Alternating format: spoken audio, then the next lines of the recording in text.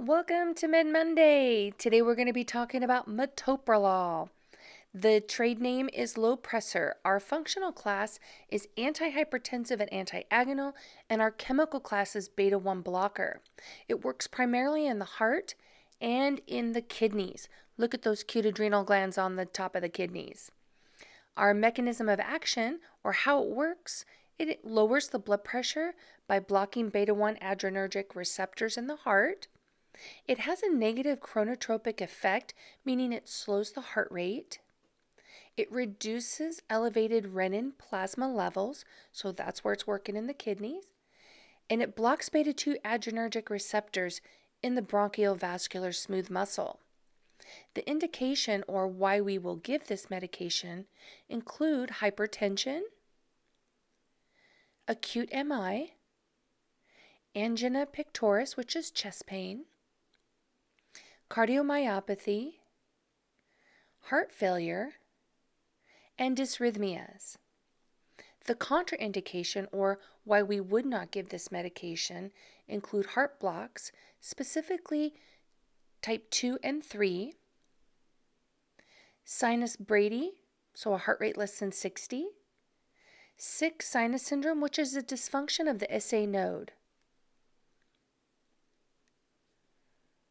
asthma.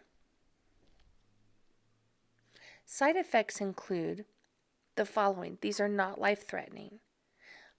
Fatigue and dizziness, which are usually when the therapy is initiated. Hypotension, nausea, vomiting, and diarrhea, impotence, and wheezing.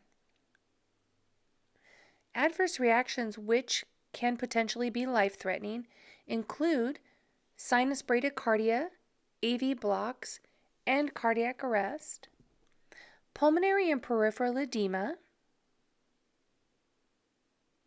agranulocytosis, which is a lowering of the white blood cells, and it can lead to infection, eosinophilia, which would be more of an allergic reaction, thrombocytopenia is a lowering of the platelets, which can lead to bleeding, and purpura are the small, tiny blood vessels that burst under the skin, and bronchospasm. Nursing considerations include the following. Monitoring our ECG continuously when we're giving this IV push.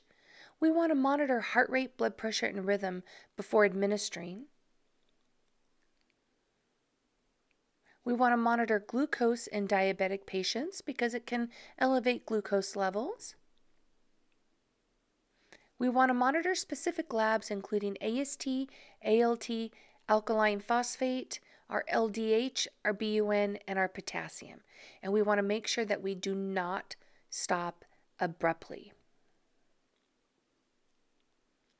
Patient and family teaching include teaching the patient to take the medication as prescribed, teach the side effects and adverse reactions, teach our patients how to check blood pressure, heart rate, and palpate their rhythm, when to call their physician, to avoid orthostatic hypotension by changing position slowly, to not abruptly stop taking, to avoid certain over-the-counter cold medications, and to consult a pharmacist or their physician before doing so, to monitor blood glucose in diabetic patients, and to follow dietary, exercise, and weight control as advised by physician.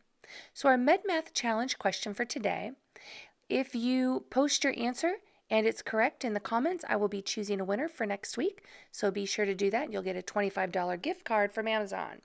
So the question is, the nurse practitioner orders metoprolol 12.5 POBID for your patient that was admitted for acute MI. The Pyxis has 50 milligram tablets available.